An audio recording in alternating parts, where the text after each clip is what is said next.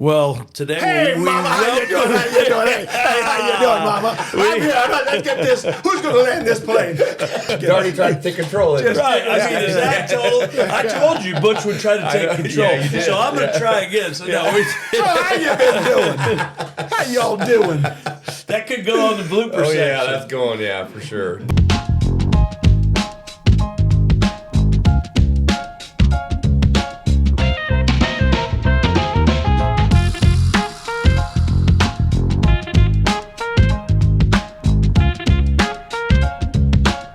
Butch, welcome to the table. Butch Elzea. Thank you, Chris. Retired businessman, leader, philanthropist, The man. community The guy. activist. Seriously, it's good to have you. You're Thanks for Thanks joining us today. Go ahead and join it. Good. Tell us a little bit, if you don't mind, before Brad jumps in here and picks on you, a little bit about your business. Well, as it is no longer since I've retired and closed it up, but that was 99 years. We started in 1921 and we closed it in 20. My granddad started it in Quincy, Illinois. We had 7 partners, and one by one he took them out. And finally, he was the only guy in Quincy. And then my dad came over from Springfield and opened Springfield. And then we had a store in Jacksonville.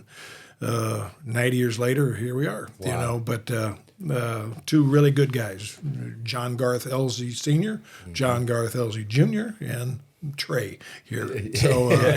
So, I mean, they were good guys and close, very close. And what year did you guys convert to Napa from Quincy? That was in 90, I believe, 90 or 91. We opened Specialty Paint. We were Capital Automotive Supply for ever. Gotcha. And but the corporate name was Quincy Automotive. Okay. And then we ended up opening Specialty Paint, I think, in 90. And then I think we flipped over to Napa in 91. Gotcha. And some of the best moves we ever made. Specialty Paint was a great company run by Gary Sampson, who I had hired and brought some of his staff with him when he came. And when I had some health problems, sold the company, and Gary's still with them and still running it, and does just a great job, and the most loyal guy you ever want. And as a business, as you guys know, loyalty is everything. Yep. And we had a raging success in keeping people and promoting them. So, that's awesome. And then we started Napa, and Napa is probably the most moral, ethical group you ever want to be with. Is that right? Yeah. Absolutely. Yeah. And I remember going to see Larry Prince, who was the chairman of the board, weeks before we opened, and I told him, well, I've got a problem. I got a wife with cancer. I got a child I'm going to lose. I got a business that's got some issues. But we're looking at it. He goes, Butch. Now, he's from Dyersburg, Tennessee, so Butch was a 3-syllable word. And he goes, Butch, he says, we're going to be your best friend. And he was, ever to the day he died a few years back. But he and I were very, very close. And when you're close to somebody that's ahead of a $12 billion company, everybody downhill kind of understands that you do what he asks. Yep. And we never took advantage of it or anything like that. So, That's awesome. So we had 2 divisions: Specialty Paint and Napa. And sold the Napa in 08. To a fellow named Joe Hansberry, which is also a 3rd-generation auto parts guy. Okay. So, and I think we had like 150 employees. We had 14 locations. We had just a good group of people. Yeah. Now, we had the same problems everybody has, but we didn't have problems with suppliers. That was Napa was that good. Do you miss the grind? You miss, as most people tell you when they sell their company, you miss some of your top customers because they were friends as well as customers. Yeah. But even some of the smaller guys were really close too. But I wouldn't. The grind was substantial. I mean, if you own a business, it's 24/7, 365. You can't get away from it. You say I take a vacation. It doesn't work that way. Right. No. Right. And everybody else's problems are your problems. That's right. So you just do it that way. But no, it was a great run, and we did it for a long time. And I came back to Springfield in '72 and did it till 08. So that's a pretty good run. That's a real good run. Yeah, really good. And I was proud of my granddad, and I was proud of my dad, and proud of the guys that worked for us because we still keep in touch. That's awesome. And here it is, 08, 14, 15 years later. Mm-hmm. the managers. Yeah. You know. Yeah, Yeah, that's that's awesome. great. You said came back to Springfield in '72. You played football at Missouri, right, Correct? Is right. that when you came back from Mizzou? No. When I played. Went graduate high school '65. 60. Okay. Played till '68. The fall of '68, and got done with 2 days, and decided that was my first year of 3 years of eligibility because you had redshirt in those days. You had freshman year, you had your redshirt year, and then you could play. And so I decided at that time I didn't want to play, and my coach was divine, and he said, "Well, I don't understand why you're leaving. You're second team. You got 3 years. You're going to be fine, you know." And I said, "Just don't enjoy it anymore." And I didn't. And our fraternity was real strong, and we had a lot of fun in those years. I shouldn't tell you guys about how much fun I was in college, but And you're still friends with a lot of those guys, aren't you? my Today? fraternity brothers are all I know you yeah. talked to a lot of them. And it was a big house, and we had guys like Sam Walton in our house in Columbia, not at the same time. Sure. But his roommate was Alfred Kresge, Kmart. Oh yeah. Big names. Gary Barnett, the coach, good friend. Steve Cash, who was the harmonica player in the Ozark Mountain Daredevils, and the head guy of Enron, who unfortunately was a beta, but he was a good guy at the time, self-made. But he's passed, and we just had a lot of great people in the house, but all of them good guys. Yeah. So. That's outstanding. And then, then after college graduation, that was Vietnam. You couldn't get a job. I was in the reserves at the time, and moved to Kansas City because that's where the unit was, and was there for 2.5, 3 years, and worked for Allstate Insurance and personnel. Did a lot of recruiting at 4 states, and then my dad called me and said, "Why don't you come back?" So at that time I did. Yeah. And fun. And I remember when we got married, my wife and I got married, she says, "Well, do we really want to stay in Springfield?" And I said, "We can go anywhere you want. Where you want to go?" And she goes, "Well, let's just try it out for a while." Well, here we are, 42 years later. You know, she's still thinking about moving. No, she isn't. She loves it. Her friends are here. And this is her home now because she was in St. Louis and girl. So Yeah. Well, and it was probably 20 years ago, I think, when you and I first met. Being from Decatur, we both worked with a guy by the name of Tony Liberatore. Great guy. And great guy, yeah. And he was working with me on some leadership stuff and time management, things like that. And we were looking at making a move into Springfield. And I said, who would be the one person that, you know, because, of course, Tony was from this area, and he said that could introduce me around to all the people. Because I knew that Springfield was a very close-knit town. It's tight. And for us to maybe get going over here, we need somebody. And you were very kind to take me around. And I much of the success that our company has achieved here and the growth started from that foundation of the people you introduced us to, and I mean that. So I appreciate it. Well, everywhere I took you, I apologized after we left. I mean, he told me when he first met you, you told him, you got 5 minutes and I'm out of here. He did, and I remember showing up early, and he comes, driving in his BMW. I figured, well, that's got to be the guy, right? He is the guy. He is the guy, and so well, we had a lot of fun. We did, and I think we talked for about 35 or 40 minutes, and he said, all right, show up every Tuesday or Wednesday morning, and we'll drive around for a couple hours, and it was fun, and most of the guys that run business, all they want is somebody that does their job. Yep. And it's fair. They didn't say they want the lowest price. If every time you got the lowest price, then you're going to be an unhappy camper. Right. Yes. But that wasn't the situation with you, Brett. Right. And it was so much fun because then we became very close friends. And then you brought on Chris, who was just wonderful to have because I knew him from the chamber and before that. And, of course, very close to his brother, Doug, who passed away, who played football in Missouri also, captain. Yep. And have since met the other 2 brothers of the Hembroughs. And just a nice, you just, like Napa, you want to be comfortable who you're doing business with. And, boy, I'm comfortable here. I love it. Thank you. You bet. You bet. Thank you. So what are you doing right now? I mean, like... well, we still go out to the park quite a bit. Okay. So tell us about Southwind. And, I was going to ask Erin's you about Pavilion that. You and all have that. done so much. Yes. I know you wouldn't say it unless we asked, but you've done so much to volunteer and provide leadership for so many incredible projects around Springfield. Yeah. Southwind Park and Erin's Pavilion, Friend Indeed. Yeah. Tell us about the park. Well, Edwin Watts Southwind Park was donated by Ann Tucker and her family. That Edwin Watts was their great-great-grandfather or something of that nature. And they donated $1 million worth of ground, 80 acres out there South 2nd Street. And they came into me and said, would you help us build this? And I said, well, I'll write you a check. They didn't. They just asked if you would make a donation. I said, yes, a substantial one. Yeah. And I did. Yeah. And they came back 2 weeks later, and they said, I said, how much you raised? And he said, well, what you gave us, that's it. Oh, yeah. I go, not good. Yeah. And, That's not going to get the job yeah, done. I think it's going to be a small park. Well, it was so fun because Jack Pfeiffer was the guy that came from the park board, and he was a friend. And so he said, we'd like to know if you'd like to run it or build it. And I said, be delighted. Yeah. Well, we had gone, our special child, Erin, who the pavilion was named after, not by me, by other people, had attended something called Champ Camp, and over the other side of Columbus. And CHAMP stands for Children Have Amazing Potential. Okay. And she was a guest there for maybe 10 years. Okay. And it's like 25 kids, all with trachs and respiratory situations. So there's 25 doctors, 25 nurses, and 25 kids. Wow. For a week. Wow. All donated. Everything's donated. Mm-hmm.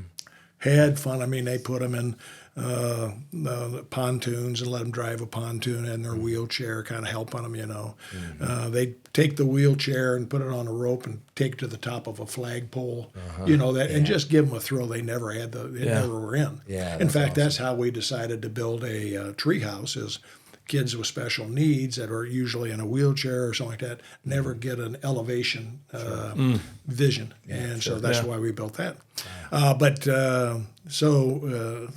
A fellow named Dave Thomas, who started Wendy's, donated a log cabin, probably 5,000 foot, and it was a dining hall for this camp. Mm-hmm. And the name of the camp, I'll think of the name of the camp, all for special needs. Okay. And so my wife and I were talking. I said, you know, when Erin's situation clears itself up, which she was terminal, and we have maybe done okay, I'd like to do something like this, like a log cabin. Gotcha. So when it came to me, all I could think of is this is the opportunity for me to build something, of which we turned around and did. Yeah. And then they named it Erin's. But then it turned to 80 acres. There's so many projects. But for the next, that would have been in somewhere late 05 or early 06. And then it just took off. And with the help of so many people, but especially Diane Mathis. Was the vision of all that's out there, was that yours or a group of people? Well, it was from a lot of people, but, you know, you just get ideas. Yeah. And you say, well, can we do that? I was really mean. Diane Mathis and I would meet almost every morning. She says, okay, who are you meeting with today? And she'd have people set up for me to go ask for money and all that. And but we also came with some ideas and said, what do you think about that? One time we had a Ferris wheel in there. We said, that's too hard. Yeah. Let's a giant ketchup bottle. No, that doesn't make sense. Right. I mean, and all the stuff just kind of came about. Yep. And we just kept coming up with ideas. And like you say, you want to build arches. Well, that sounds like something that Savaggio might get involved in. Yep. And Mark Savaggio's done so much for us in the park and not charged us a penny to this day. That's great. That sounds like Mark. That's Mark. Yeah. And then we built a babbling brook, and then Pete Heckman gave us a chess set out there, life-size chess set. Yeah. And then my mother-in-law's passing gave us some money, and we built Pat's Garden House, which is a volunteer thing on the north side of the park. And then we had Roland Lake from Ray Roland and Roland Machinery. And then we had Frank Valla give us the wall.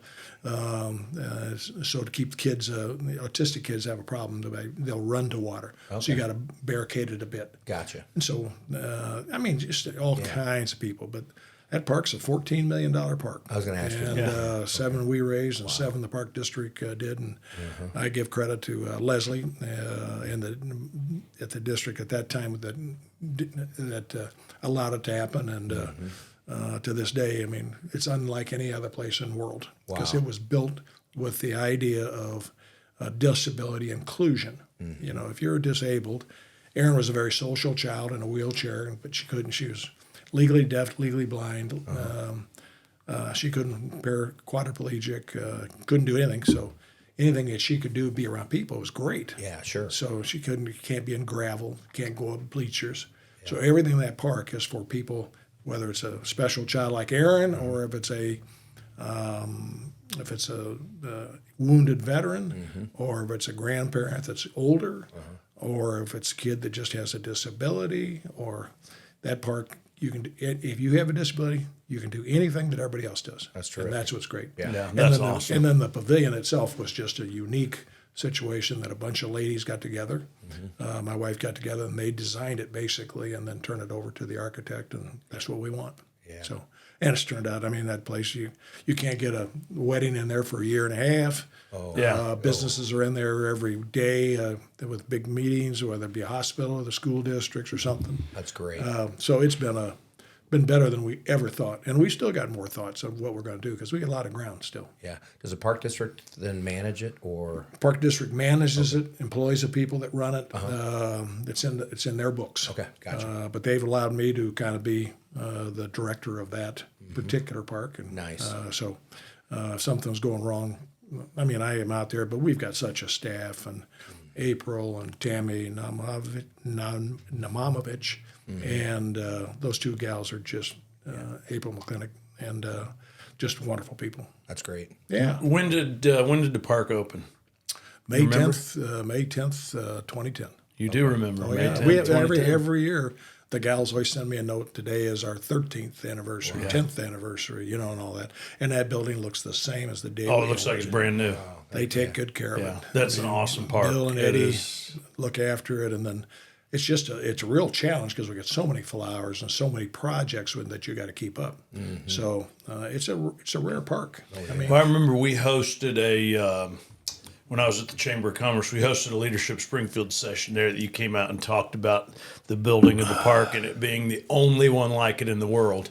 And those folks talked about that forever, that here in Springfield, Illinois, we've got something that literally nobody else in the world has. well, people, what they do with parks is if it's leftover ground or somebody gave them ground, well, that was a cornfield, and we raised enough money that we can move dirt, put this here, put that there, and we had a master plan that we worked off of a bit to a bit, and then we just cabined pieces to it, and but everything we did, I mean, there's not another park in Springfield that you can take a wheelchair. You'd have to be in the street because it's wandering through the. But those are parks that are since 1900s. Right. Yeah. So this is being a new park. We had a chance to do it like it should be done, and from a disability point of view or from a safety, just move around and all that. And then we put cameras all over the park, so we have complete control of what's going on in our park. Well, that's great. Yeah, it's just I mean, it's what a park should be. Agreed. Yeah, so that's awesome. It's so funny. I got a call from a buddy of mine who was a teacher, and he says, "Butch, he's long distance. Aren't you the only park that's a disability park?" And I said, "Well, it's a disability inclusion." He says, "Well, I'm here with a guy who is building one in Oklahoma City, who's from Springfield, who I knew." And he's telling me it's the only kind of it's like, and he's building it. And I said, "Well, that's great. Just tell him he's number 2. Yeah. Yeah, it was so fun. That's But he's great. a good guy. And we had different. He wanted a coupon park where you had to go into the park with it was controlled. Sure. Ours is wide open. Gotcha. Yeah. But it's so neat. So neat. Have so many people come up to you and say, "Boy, my special child goes out there and just enjoys it, whether it's the splash fountain, the tree house, the Well, that's got to make you feel great. Oh, Yeah, it's you not should be awesome. proud, Well, we just, man. I got into it with a guy from the state when we were trying to get some money. He said, "Well, you think?" I said, "There could days to have 1,000 people out there." And he goes, "Listen, I'm from Springfield. There's nothing out there that can pick up 1,000 people." And I said, "Well, you better wake up." Yeah. And so we disagreed. Yeah, you disagree. Yeah. I would love to have been in there for that. Yeah, I think I can envision how that conversation me went. He was a lovely guy. Are you doing any other community service type things or on I'm any still boards? involved with First Citizen. Okay. And that's always nice. But newspaper, I was on the committee this year and done it a couple times now. Gotcha. And that's always nice to recognize somebody in the community. But then Friend and Deed with Dave Brailer and Pat Phelan and Brian, we just took over from Jim Brailer and what Leo Avey did. And we used to contribute about $100,000 a year to food for the poor at St. Martin de Poor, but it's trimmed down a little bit because there's so many outings and that kind of stuff. But we're still giving $75,000-$80,000 a year. Oh yeah. And I think we're second only to possibly the Fat Ass 5K, which is Paul Schaefer's thought and Yeah. and just Yeah, that's one heck of an event, right? rest in peace. He was a man's man. Yeah. Yeah. You're so right. I've said for a long time Springfield's got more golf outings than any place Well, in if the you're- world. you know, I mean, if you want to play, you can play in a golf outing every day, of every the day. summer, every day. Yeah, yeah. And, you know, ours all is- good causes. And we charge $400 for a hole sponsor, and we'll have 130 hole sponsors. Right. Yeah. And you get a sign Yeah. that says, Peerless. Right. That's it. That's right.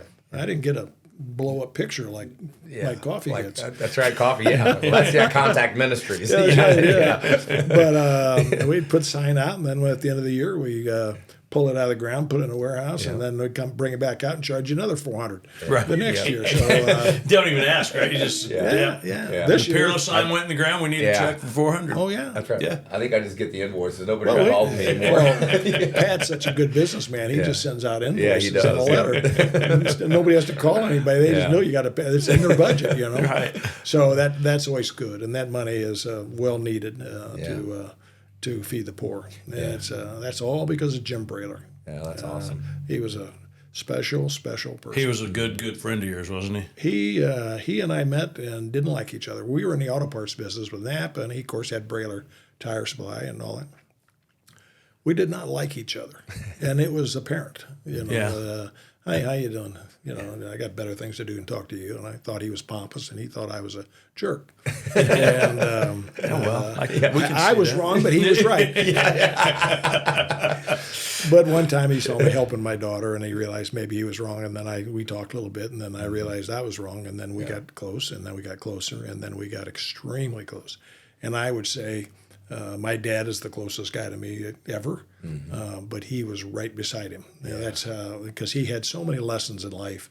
And my dad passed away in 1985, and Jim was just special. I mean, I've seen him take all the money in his wallet or his pocket and just hand it to people out at St. Martin de Port because they were just so destitute. And a lot of people think that that's you pay for or you're taking care of people that are scamming the system. Well, there are some, but they're not. They're a small percentage of what's going on. Yeah. Those are people in dire need for food. Yeah. And so the money goes there. And we have a lot of fun playing golf. There's always some games going on or laughing and all that. But we always have a meeting, dinner after the event. And I said, well, say one time. We have two things that we do. One is says, I want a moment of silence for Jim Brailer because he's an absolutely wonderful human being. And I wait like 2 seconds. Say, that's good enough. That's long enough. And then the other one that we do is that we always say before you go and see, you folks have given your money to this. Well, you're going home and you're sleeping in clean sheets with the person you love and you're taking care of kids and all that. And none of those are possible for the people we're giving this food to. So be very, very appreciative. We are very, very appreciative for you doing it. And you should be proud that you're doing it for it. And I think that's great. So Yeah. you got to make those. You got to say those things. People don't. It's another outing, like Chris Right. said. Just another Yeah. outing. No, it's not another outing. Yeah. Right. It's a fundraiser. We don't even sometimes don't play golf. Right. Just give me the money. Yeah. Right. Yeah. Because that's what's important. Well, it's, Yeah. absolutely. Yeah. It's the right Yeah. thing to do. Yeah. So, well, speaking of golf, I know you're real excited about your new golf clubs that you got this winter. How are you feeling about your golf game moving Well, now, let forward me this tell you, summer? let me tell You talking about the set that we had Yeah. lunch with The him at left-hand Boone's and we ones, came yeah. outside and it was Yeah. snowing and he made us stand there and go look through at us. each club and That's those. Those new war sticks. The war sticks. So when I go to the first tee, I put my powder on, load it up, and I'm ready to go. Oh, I love it. Yeah. You would have to bring up that. Oh, too funny. So speaking of golf, what's your handicap, Butch? Two. Two. Yeah. Per hole? Yeah. The only thing more fun than going out and playing golf with the guys on the Thursday afternoon is seeing him and Kevin O'Day riding around together and the banter that goes between them. We've had so much fun. Kevin O'Day is really one of the fine guys and fun. But he's got a propensity to talk down to his clubmate, which is me. And so we're out there at the club, and he can't find his ball, and he's looking, and he's about 10, 15 yards at me, and he goes, like, bring the cart up, boy. Bring the cart up. And I sit there for a minute, and all of a sudden he goes, So I pulled the card up. I said, "You snap your fingers one more time, I'll rip your arm out and beat you to death with it." Well, I didn't mean, He's a wonderful guy. He's a character. There's just so many good young people in this town, and There really is. And the radio station has been good about involving a lot of people and things, and having them as good friends. And Springfield, when I was introduced as first citizen a while back, my statement was that I'm proud to be the first citizen, but I'm even more proud just to be a citizen of Springfield. And I think that that's exactly what I need to say, because this town is a very, very benevolent town, and they give a lot of money for a lot of things. And yes, we have problems, whether it be political or any number of things, but the truth of it is I don't know of a better place to live. Yeah. Well, there's a lot of pride in Springfield, pride in a good way. You know, coming from Decatur, I mean, you come over here and everybody, takes care of each other. And I mean, there's a lot of, like we had Mike Murphy on earlier, and we were talking to him, and just, he talks like you do.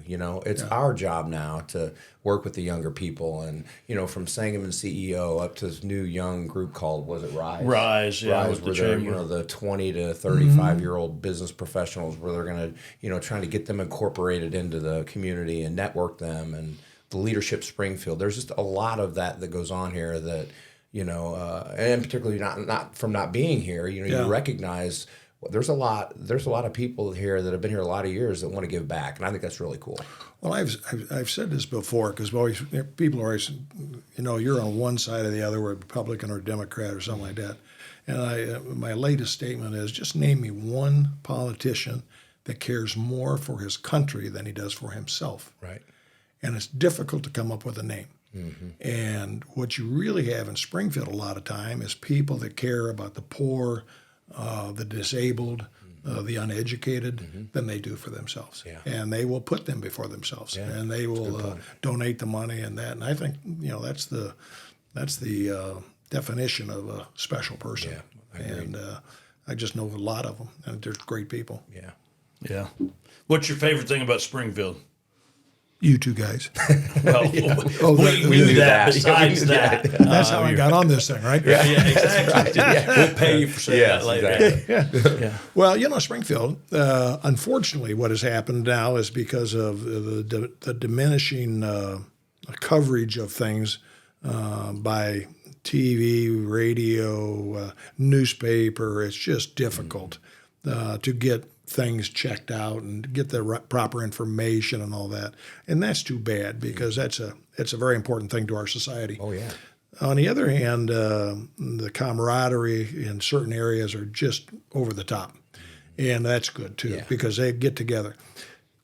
Springfield used to be a spot where a few people that ran banks, insurance companies, and all that were a group that got together and talked about the direction they want to take Springfield. And at one time, they made a decision, we don't want industry here. And the only industry that really stayed for a while and then finally closed up was Fiat Alice. And then thanks to the Rowland family and some folks over in Jacksonville, they bought that ground and developed all that ground to businesses and all that. But it's a unique situation, I guess is said. And this group has since passed away. And there's a bit of a power vacuum, I'll call it, but it's been decades, because there's not a group that kind of dictates the future of Springfield. Right. And good or bad. Good or bad. I don't know if it is good or bad, but those guys did a good job of creating a good community. And well, the one thing that I feel like when we first were trying to get traction here in Springfield, it's definitely a buy local town. And until I personally physically moved over here, I didn't feel like I was maybe as welcomed in as I certainly do now. Like, I feel like you're part of Springfield. I'm part of Springfield. And this is my hometown. I love it. And but you earned it. But just the different, like the Springfield Sports Hall of Fame that you and we just went to that last week, and just the sense of pride in the community and the athletes that have come out of here, and to sit around that board, when we're, planning for that event, the history, everybody just knows a lot of history about the sports in this town. And there are a lot of great athletes that have come out here, and even friends of the sport, Yeah. Well, you used the term pride. every human being has pride. Yeah. Right. Maybe covered up under layers of abuse or something like that, but every person has pride. Yeah. And the day you step on their pride is when you ruin them. You can't do that. Right. And so Springfield, you're right, has a lot of pride in it. But there's so many people that can use a hand, Right. that maybe didn't have great parents, didn't have any parents, that kind of thing. They need to be told they're worth something. Right. Yeah. And it's got nothing to do with black, white, yellow, Right. whatever. Agreed. It's just about pride. Yeah. And so you go out there and you see all this stuff, and you see a special child. And I remember going through a restaurant with Erin. Now, Erin had a gargoylish look because that's the nature of the syndrome. And we were in a wheelchair, and we would take her into Red Lobster with her sisters, Meg and Meredith.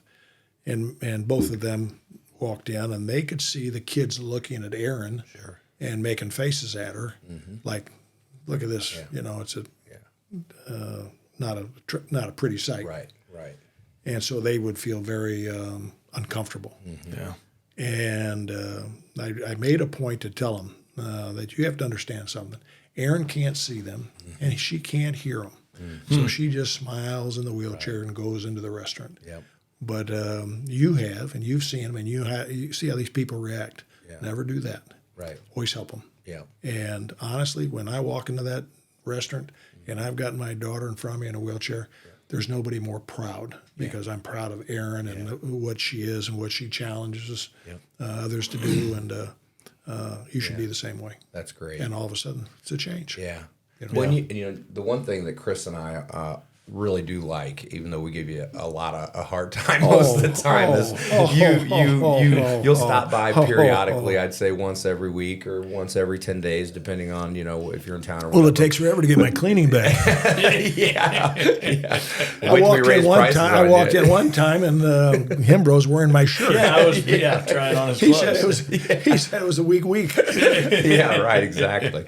But no, we appreciate you come by. What are some of the other spots that you stop in and say hello? Do you have any other Nobody. businesses? I just go home, come here, go home. Well, we don't believe you. There's a lot of businesses that you go, and especially if you've been in a business like we have, then you've been tied to a lot of business. Sure. Just like Chris was at the chamber, and he knows all these businesses. Just walk in and say hi and talk to them. Yeah.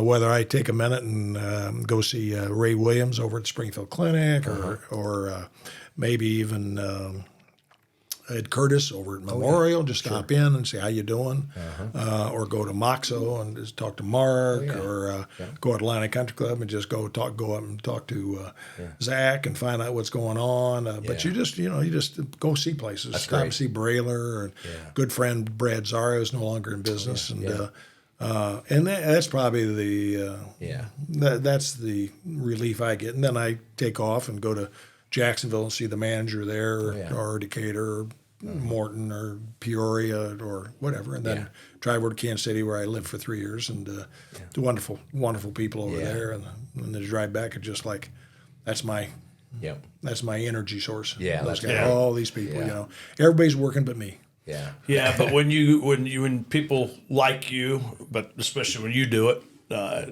we joke a lot, as Brad said, but we always love to see you come, because when you walk in the door, there's a certain pep in your step and enthusiasm, and we were talking in a leadership meeting here inside of Peerless I think it was just last week, about enthusiasm and enthusiastic people, and how there's no neutral ground. Folks are contagious one way or the other. Folks are either depleting or folks are energizing and fill you up. And you're, as much as I want to say you're really depleting, you are, you voice. fill up the room, and it's seriously. Is there any more bourbon? Well, we can get you just about whatever you want. Jay won't let us drink. Anyway, so, I'm trying to pay you a compliment. And here you are. I can't do it. No, well, I tell you, one of the things that I talked to somebody the other day, and I said, do you understand how valuable you and your organization were to the community? And he kind of like, what are you talking about? I said, well,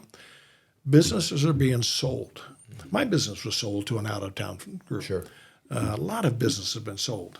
and not because they're not functional businesses. It's just that the terminality of the owner, it's just they don't have a kid, don't have this, and it's time to move on. Right. Well, you'd like to find somebody in town that'd like to buy it, but that's not usually the situation if you get to a certain size. Right. And but I was saying, do you understand that in this particular situation, it was a medical deal? And doctors, do you understand how many people you employ, how many people you take care of, how many Right. And that if this were to sell to somebody out of town, to some network or something like that, first thing they do is cut. Oh, yeah. Yeah. Banks are being sold. Right. Cuts. Yep. Cuts. It's just a constricting of our society and our community, and that's just it's a shame, but it's reality, and you can't. I don't blame them. I mean, that's when we would go and buy a place, and we'd look at the staff and see if we could do better, or we did stuff at the home office, and we'd handle it. Might need less. But it's just very difficult when you don't know. I've got a daughter that's working for Google, and Google cut 12,000 people in the United States. She lives in London, and now they're looking at the overseas group. Wow! So she's sweating it, and she's a very good employee. But you know what? Doesn't make any difference. Right. It's about numbers. Yeah. It's about numbers. Yeah. So that's a very, very and my dad always told me, he said, you may not make $1 million in the auto parts business, but you can't get fired. Yeah. And I think he knew me pretty well. He said, you could be fired somewhere. You might be the first guy they let go. Yeah. But I mean, this is an interesting scenario that a lot of people are going through. But we think these are tough times, and they are tough times. There's no question about it. But there was tough times back in the Old West. There's tough times during World War II. There's tough times during the Dust Bowl. There's tough times Vietnam. We have lived in tough times. Oh, yeah. Now, younger people don't know that. Right. But if you've been around a little bit, we've been through the grinder. Yeah. And nobody's thrown in the towel. Right. Yeah. So Yeah. somebody's got to stand up and lead them a little bit. Yeah. Well, you're one of those folks who I suspect gets out of bed with it being intentional about making a difference for people. Yeah. First place to go to the bathroom. Yep.